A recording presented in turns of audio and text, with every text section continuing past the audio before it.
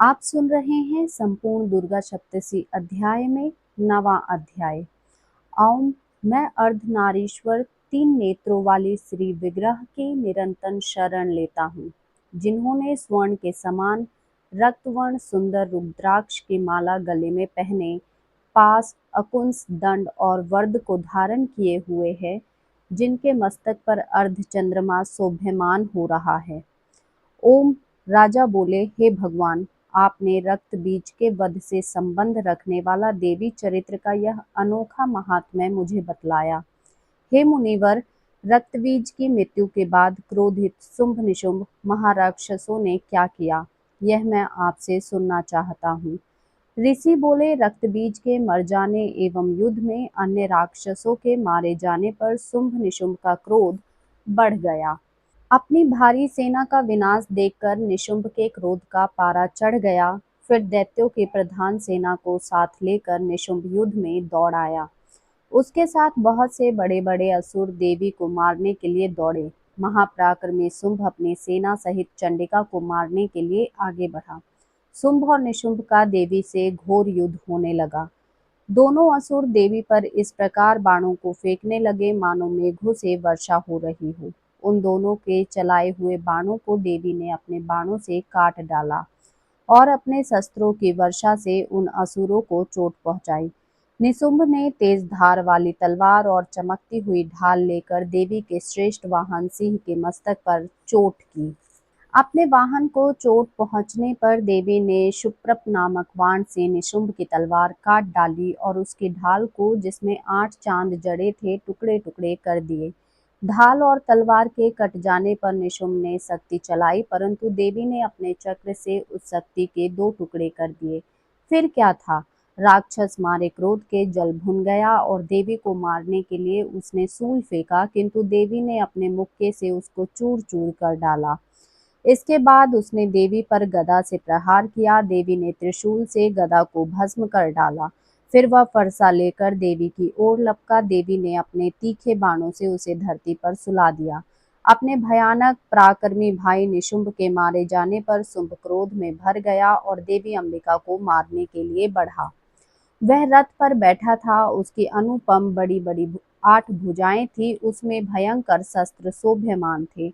उन भुजाओं से सारे आकाश को ढांपकर शोभ्यमान हो रहा था। देवी ने शुंभ को अपनी ओर आते देखकर शंखनाद किया तथा अति दुस्सह धनुष के प्रत्यंचा का शब्द किया। अपने घंटे के शब्द से चारों दिशाएं भर दी, जिसकी आवाज से असुर सेना का तेज नष्ट होने लगा। देवी के सिंह ने भी अपनी दहाड़ से, जिसे सुन बड़े बड़े बलवानों का मद चूर चूर हो जाता था, आकाश, पृथ्वी और 10 दिशाओं को पूरित कर दिया। इसके बाद आकाश में उछलकर काली ने अपने दांतों और हाथों को पृथ्वी पर पटका। उसका ऐसा करने से एक ऐसा शब्द हुआ जिससे कि उसने पहले के सारे शब्द शांत हो गए। शिवदूती ने असुरों के लिए भय उत्पन्न करने वाला अट्टहास किया, जिसे सुनकर सब राक्षस घबरा उठे और शुंभ क्रोध में भर गया। अम्बा ने उसे, अरे दुष्ट, खड़ा रह कहा तो आकाश से सभी देवता जय हो बोल उठे। शुंभ ने वहां आकर ज्वालाओं से युक्त एक अत्यंत भयंकर शक्ति छोड़ी, जिसे आते देखकर देवी ने अपनी महोलका नाम शक्ति से काट डाला। हे राजन, फिर शुंभ ने सिंहनाद किया, जिससे तीनों लोक गूंज उठे। उस सिंहनाद का इतना घोर शब्द हुआ कि उसने बाकी शब्दों को दबा दिया। शुंभ द्वारा चलाए बाणों को देवी ने और देवी के चलाए बाणों को शुंभ ने अपने अपने बाणों द्वारा सैकड़ों और हजारों टुकड़े कर दिए। क्रोध में भरकर देवी चंडिका ने शुंभ को त्रिशूल मारा, जिससे वह मूर्छित होकर पृथ्वी पर गिर पड़ा। जब उसकी मूर्छा दूर हुई तो वह हाथ में धनुष लेकर बाणों द्वारा देवी अम्बा, देवी काली तथा सिंह को घायल करने लगा। फिर उस राक्षस ने 10,000 भुजाएं धारण कर चक्र आदि आयुधों से देवी को आच्छादित कर दिया। दुर्गम विपत्तियों को विनाश करने वाली दुर्गा ने क्रोध में भरकर उन सब चक्रों तथा बाणों को अपने चक्र तथा बाणों से काट डाला। असुर सेना से घिरा हुआ निशुंभ बड़ी तेजी से अपनी गदा लेकर देवी को मारने दौड़ा। उसके आते ही देवी ने तीक्ष्ण धार वाले खड्ग से उसकी गदा को काट डाला। उसने फिर हाथ में त्रिशूल ले लिया। देवताओं को पीड़ा देने वाले निशुंभ को शूल हाथ में लिए आते देख देवी दुर्गा ने वेग से अपने शूल से उसका वक्षस्थल छेद डाला।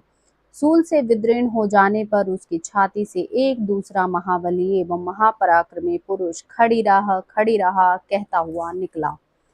उसको देखकर देवी ने बड़ी जोर का ठहाका लगाया। अभी वह निकलने ही पाया था कि उसका सर अपनी तलवार से देवी ने काट दिया।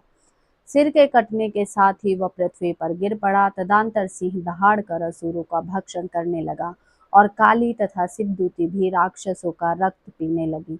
कमौरी की शक्ति से कितने ही महादैत्य नष्ट हो गए। ब्रह्मा जी के कमंडल के जल से कितने ही असुर समाप्त हो गए। कई दैत्य महेश्वरी के त्रिशूल से विदीर्ण होकर पृथ्वी पर गिर पड़े और कई बारही के प्रहारों से छिन्न भिन्न होकर धराशाही हो गए। वैष्णवी ने भी अपने चक्र से बड़े बड़े महापराक्रमियों का कचूमर निकालकर उन्हें यमलोक भेज दिया।